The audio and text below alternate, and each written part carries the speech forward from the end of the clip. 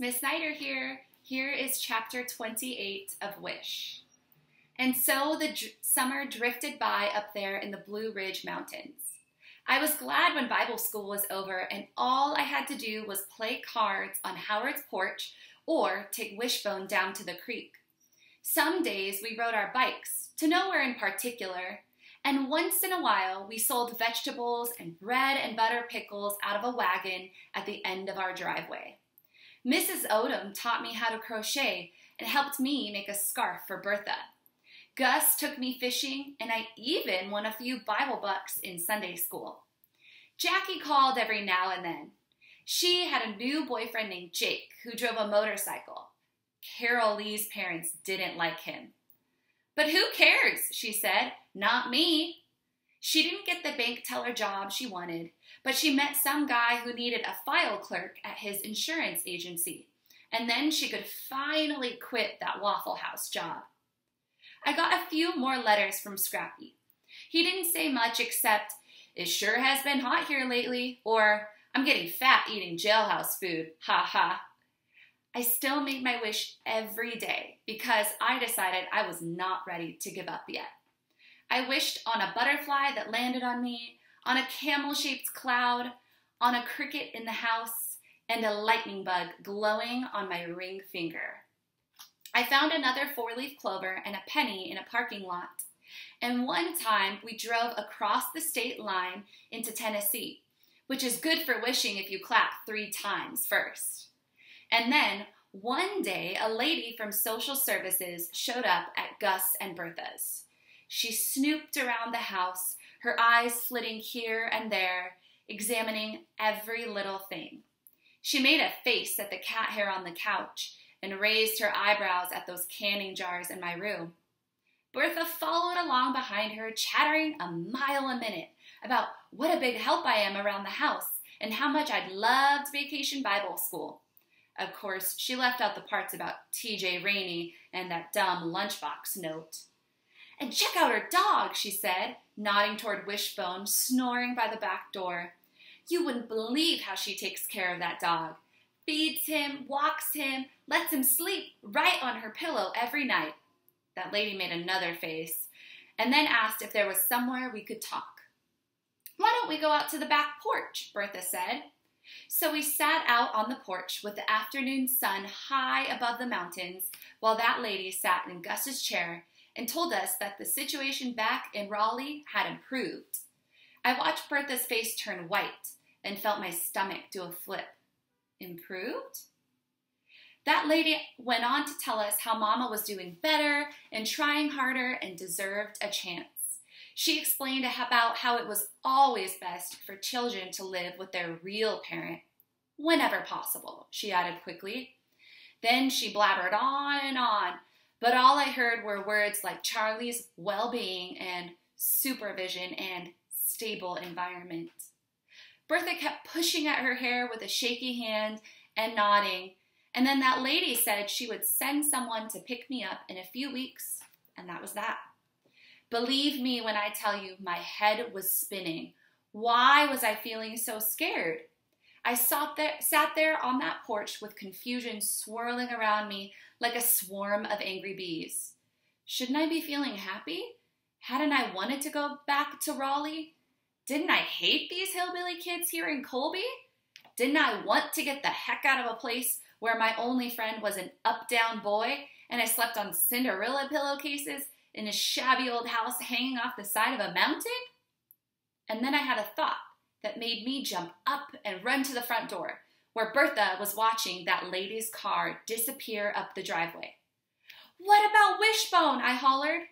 "Tell that lady I'm not leaving Wishbone." Bertha swiped at her cheeks and pulled me to her and said the perfect Bertha thing. "I will make things right for you, Charlie," she said. "I promise." Chapter 29. The next day, Mama called. Bertha talked to her first, soft and low with her face toward the kitchen wall. "I know, Carla, but think of Charlie." Not fair. Finally, she gave the phone to me. "Hello," I said, and felt like a baby. Why couldn't I be strong and sassy-mouthed like Jackie? Then Mama told me how she can't wait for me to come home and she's been so lonely and nobody understands what she's been going through. And Jackie thinks she's so gall-darn grown up that she's not coming back home, and that's fine by me, she said. After that, she started on Scrappy. What a no-good-nothing he is, and how he left her high and dry. Doesn't anybody ever think about me, she said. I knew I wasn't really supposed to answer that, so I didn't. Scrappy got a tattoo of a blackbird in a cage on the back of his hand, I said. And guess what happened next? She hung up. Click. Just like that. What happened? Bertha asked. I shrugged. I guess she didn't want to hear about that tattoo. Bertha stood there slack-jawed, looking from me to the phone and then back at me. Maybe y'all just got disconnected, she said. I bet she'll call back. So we stood there staring at the phone while a refrigerator hummed and a cat purred beside us. But the phone didn't ring. Bertha shook her head. Nothing ever changes with her, she said. Carla, Carla, Carla. It's always about Carla. Then she grabbed me by the shoulders and I said, I'm sorry, Charlie. I shouldn't have said that. It's okay. No, she said. No, it isn't. She's your mama. I wanted to ask Bertha if I really was going back to Raleigh, but I was scared to. Hadn't she said she would make things right? But what did that even mean anyway? I decided to walk down to the Odoms, hoping my swirling insides would settle down. I clipped Wishbone's leash to his collar, and we set off down the road. I let him stop every now and then to sniff a tangle of weeds or inspect a tin can on the side of the road. My swirling stomach didn't settle down until the Odom's house came into view. Then, just the sight of it set things right again. That weed-filled yard was littered with balls and tools and shoes. Burl's legs stuck out from under his truck in the driveway. Music from a radio drifted out of Mr. Odom's shop in the garage. Cotton was lining up bricks along the edge of the road, and Lenny was swinging a baseball bat at rocks that hit the road sign with a clang. And then there was Howard, working on a crossword puzzle on the steps. By the time I got to the front porch, Mrs. Odom was already out the door giving Wishbone a piece of cheese. I sat on the steps for a while, not talking, watching Howard working on his puzzle. The thing about Howard was, you could be with him and talk, or you could be with him and not talk. He liked you either way. We went inside to play Monopoly, which I personally think is boring, but Howard likes it. Wishbone got mud on the floor, but Mrs. Odom didn't even care. She brought us orange jello in coffee mugs and let Cotton jump on the couch. I kept trying to make myself tell Howard about that squinty-eyed social services lady and how the situation at home had improved. I wanted to put a smile on my face and take a deep breath and say, guess what? I'm going back to Raleigh. But I just sat there eating orange jello while Howard put another hotel on Boardwalk. Jackie called that night and told me she couldn't wait to see me again. She told me her new boyfriend, Jake, would take me for a ride on his motorcycle and she could put blue streaks in my hair if I wanted. And I'm finally getting my own apartment, my very own apartment, Charlie, so you can have the bedroom all to yourself. And I don't want to go back to Raleigh, I said. Silence. I said, I don't want to go back to Raleigh, I hollered. How come? Because I want to stay here in Colby. But I thought you wanted to come back. Jackie let out a big, heavy sigh, and then she started with, I told you this, and I told you that. And what could I do but agree with her? She had told me all that. How I had Gus and Bertha treating me like a princess and those good-hearted Odoms thanking the good Lord for me at the supper table. How Howard was the nicest friend I could ever want. How I had these beautiful mountains and that little porch under the stars. I just hadn't seen all those things until now. I'd been so busy making my wish that I hadn't seen things the way they really were. But Bertha's going to make things right, I told Jackie. What does that mean, she said. I'm not sure. Then she said she'd call again later, and I went to bed with my stomach so tangled up in knots I couldn't sleep. I laid my cheek against Wishbone's warm side and listened to his slow, steady breathing. I couldn't even think about the clothesline of troubles. Shoot, I had so many troubles that line was liable to fall right over.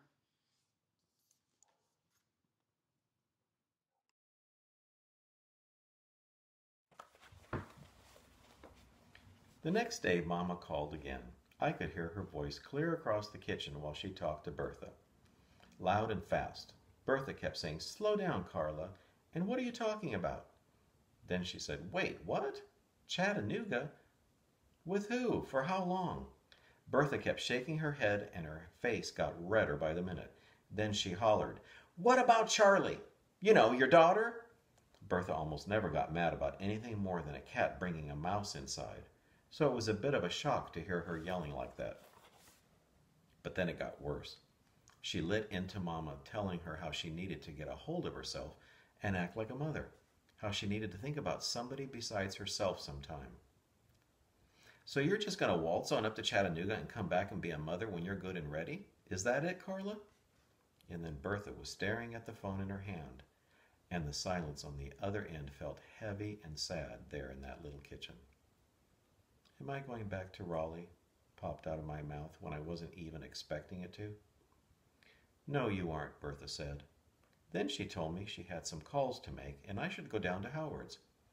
I told Howard everything, starting with that squinty-eyed social service lady telling us how the situation in Raleigh had improved, and ending with Bertha saying, "No, you aren't." And when I was done, he said, "Ain't Bertha the best?" And wasn't that so like Howard, finding the only good part when things are bad? I wondered what he thought about a mama who just waltzes up to Chattanooga instead of making orange jello in coffee mugs. For a minute, I even wondered if he still wanted to be my friend, knowing my family was all broken up like it was. But that thought flew right out of my mind when he said, "Let's build a fort." So we spent the afternoon in the Odom's dusty, ramshackle garage searching for stuff to make a fort with. Scraps of wood, a warped table with no legs, a rusty stop sign riddled with bullet holes. Cotton kept following us around saying, "What about this?" and holding up something dumb like a broken hamster cage or an empty paint can. Wishbone liked to went crazy sniffing around for mice and chipmunks on whatever else might have been in that garage, chewing on bags of birdseed or nesting in a busted radiator. Lenny and Burl helped us drag everything to the woods at the edge of the yard, and then Howard wanted to sit on the porch and draw a plan for the fort. Me? I'd just drive right in. But not Howard, he was a planner. We worked on our fort for a while, but it was too hot, so we went inside and laid on the living room floor in front of the fan. I stared up at the water-stained ceiling and said, "I hope I don't have to go back to Raleigh." My voice came out all quivery, and I had to swallow hard to keep the tears from coming. I hoped Howard wouldn't say, "I thought you wanted to go back to Raleigh." He didn't. He said, "You're not." "How do you know?" "I just know." He said that so firm that I felt better right away. After a while, Mrs. Odom came in and told me Bertha had called and that I should go home. So I tied Wishbone's leash to Lenny's bike and headed off up the road, with my stomach starting that familiar swirl again. What if Bertha hadn't been able to make things right for me after all? Chapter 31, Wish. When I got back, Gus was home from work, sitting in a lawn chair, drinking turnip greens in a bucket of water. "Hey there, Butterbean," he called out when he saw me. Wishbone slurped up some of that sandy turnip green water, and me and Gus laughed. Bertha's cat, named Lou LeMay, sauntered over and rubbed her head against Wishbone's leg. He gave me a mournful look, but he let her do it. Later, when Bertha put turnip greens and cornbread and tuna casserole on the table, she told me we would talk about everything after supper. I didn't know what talk about everything meant, so I just said, "Okay." But inside, I felt scared. I pushed tuna casserole around on my plate and didn't say much while Bertha told us about some friend of hers whose son ran off and joined the army. "Honest to goodness," she said, "the way she keeps crying and carrying on, you'd think he jumped off a cliff." After supper, I helped her clear the table, and then we went out on the porch to eat peaches with vanilla ice cream. I watched the lightning bugs twinkle down below and waited for us to talk about everything. Finally, Bertha started. "So, Charlie," she said, "I talked to social services today and told them I didn't think your situation at home has improved after all. I told them I thought maybe they'd made a mistake. You did? I did. Then she told me about how they agreed to check on things. She repeated some of those social services kind of words like reevaluate and stable environment. They promised they would get back to me in a few days, Bertha said. Well, let me tell you, those few days felt like a few years to me. Worry followed me every minute, making my insides flop around and my heart beat like crazy. Howard kept saying, "Trust me, you're not going back to Raleigh." But when I asked him how I knew that, he said, "I can't tell you, just trust me." I wanted to trust him more than anything, but that ball of worry in my stomach just wouldn't go away. And then, of course, laying in bed with Wishbone snoring beside me, I couldn't stop thinking about how wrong I'd been about everything here in Colby. How I hadn't seen all the good things Jackie saw right away. And then I found myself wanting to be more like Jackie again. And Howard, too. Both of them always seeing the good in things. I put my head on Wishbone's warm side and made a promise to myself right there in that little room of mine. No matter how things turned out, I was going to try to see the good in things, like Jackie and Howard. I knew I'd probably always have to say pineapple once in a while on account of Scrappy's temper that I have. But who knows? If I tried hard enough, maybe someday somebody might even call me good-hearted. Those few days dragged on, and every little thing I looked at nearly turned me into a crying baby, thinking I might be leaving. Bertha stirring grits by the stove, with a cat at her feet. Gus out in the garden in his greasy baseball cap, picking nasty green worms off the tomato plants. Even the shed and the porch, and the lawn chairs, and the canning jars lined up on that shelf in my room made me sad. I tried to stay busy at Howard's, but then being at the Odoms liked to break my heart. That ratty old couch on the porch, the yard full of bicycles and balls and dirty sneakers, and of course Howard, studying his fort plans like he was building a castle, and then heading out to the edge of the yard with that up-down walk of his. Finally, after a few days, the kitchen phone rang while me and Bertha were out on the porch eating egg salad sandwiches for lunch. She answered it and talked for a while, and when she came back out, the look on her face told me something good was about to happen. "How would you like to stay here with me and Gus, Charlie?" she said. My heart nearly leaped right out of my chest. "Stay?" I said. Bertha nodded. "Stay." "For how long?" Then Bertha said almost the exact same words that Jackie had said on her last night in my room. About how Scrappy was going to keep on being Scrappy, and Mama was going to keep on being Mama. And then she told me as long as she had a breath in her body, she was going to make things right for me. I wanted to jump up and down and pump my fist and let out a cheer that would echo across the valley below us. I wanted to spread my arms like wings and fly right off that porch and out over the treetops and up into the clouds. I wanted to dance with Wishbone and then race down to Howard's to tell him this news. But what I did first was hug Bertha. "Yes, ma'am," I said. "I would like to stay with you and Gus." I hugged her one more time and added, "I would like that a lot." Bertha looked at me all teary-eyed and said, "Guess what I'm doing first thing tomorrow?"